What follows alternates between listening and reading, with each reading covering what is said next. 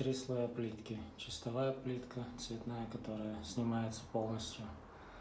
Под ней старая плитка, большая, видно 25 на 25 или 20 на 20.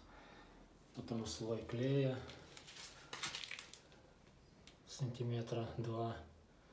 И потом еще одна плитка, какая-то старая, непонятная. Под низом керамический блок боком лежит. Ну и, соответственно, эта вся конструкция демонтируется.